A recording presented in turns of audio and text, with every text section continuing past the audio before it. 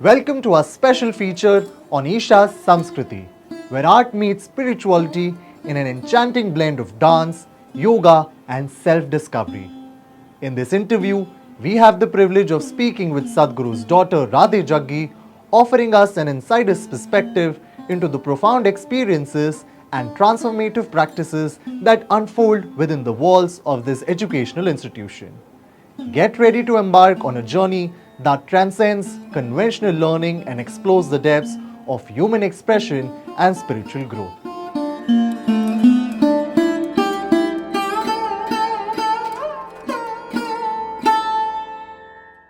Looking at Samskriti here, I wish I started dancing much younger. I came to dance when I was a little bit older, and I'm so glad that I did, because my life would be so incomplete without it. Especially classical dance is not just about the dance form. There's so much literature, there's music, there's imagery from paintings, from sculpture, really the entire ethos of the Indian subcontinent in that sense. Or what really Bharat means to me, I feel like all of that you could find in dance. So if we look at ancient literature in all different languages, we're talking about Sanskrit and Telugu and Tamil, Kannada, we have a lot of poets who have written so many wonderful pieces. All of that you can set to music, both classical South Indian as well as classical North Indian, so then that gives you a whole other world to delve into.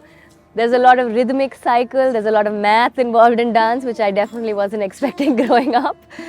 And of course, there's the dance form. There is the geometry, there is the lines, there is grace.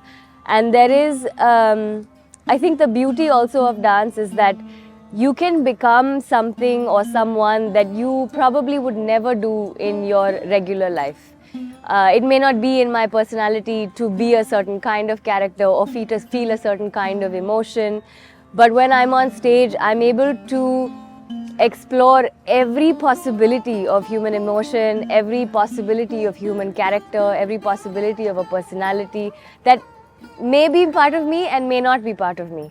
And I think that's a real strength from classical dance, and it's something that I can take from dance and apply into my day-to-day life as well.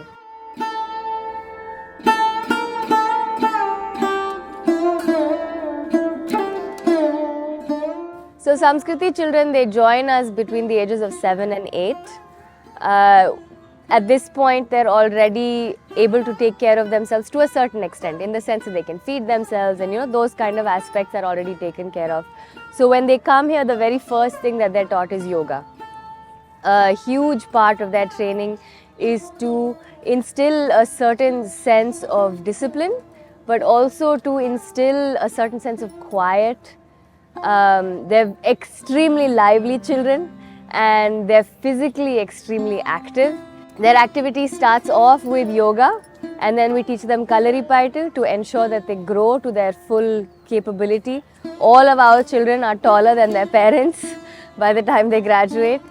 And then we start training them in the classical art forms. So then we introduce them to music and dance and a little bit of Ayurveda, of course Sanskritam. All of these things are not necessarily about teaching the art form alone. A lot of it is to instill a certain sense of observation, a certain sense of capability and capacity. And even if when they graduate they choose not to become dancers or not to become musicians, they are able to then use this same training to explore whatever subject interests them. Usually education, the standard education that all of us go through, by the time we graduate, we already know exactly what we want to do. We already know what college we have to go to get what kind of job. In Samskriti, we don't ask them ever, what do you want to be when you grow up? We just ask them, what subject would you like to learn? Whether they choose to continue that once they graduate, or even if they choose to continue that while they're still here, is entirely up to them. So they choose what they learn, or they choose what they want to specialize in. So Samskriti is about training the human body and training the human mind, allowing them to explore the fullest possibility of what it means to be a child, an adolescent, and of course an adult once they get there. So we're not talking about brahmacharya as something that they take for their whole lives, but at that age when all of us are between 13 and 16, we've gone through so many changes, both physically and mentally. And so they're just introduced to a certain type of sadhana, which allows them to grow without going through all of this tumult that we take for granted as teenagers. So they're very mature, they're very capable.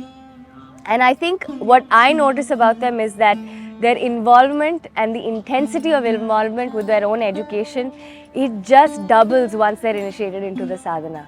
So even though it's not something I've ever been to, because by the time I was 16, 17, I was in a regular school and Samskriti wasn't there for me to join at that age.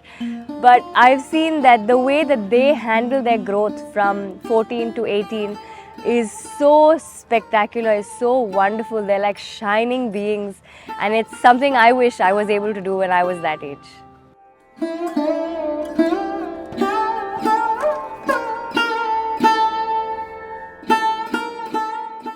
I think that this opportunity to have a very ethnically Indian education is something that we've been missing in the country for a long time. So that's definitely number one. Learning a classical art form and exploring all the different aspects that go into a classical art form. If you do it as a part-time journey, there's nothing wrong with it. All of us did it like that. But to have the opportunity to really soak in classical art forms is something that everybody in Samskriti gets to do. There is really no, as much as Samskriti focuses a lot on discipline, there's also a lot of time where they're just kind of wild and running around. They don't have fixed classrooms, they don't have teachers that write on blackboards and tell them this is it and this is not it. There's a lot more exploration that happens rather than teaching. And we have very, very dedicated full-time volunteers who are here as part of the education. So as much as some of the teachers may be staff, most of the people who take care of the children, most of the people who interact with the children are full-time volunteers. And what that means is they're entirely in love with what they do, and they're absolutely willing to do whatever is necessary. Not what they want or what they think is right, but what is necessary for the child's growth. And I think that's something that's very unique to Isha, both Isha Homeschool and Isha Samskriti.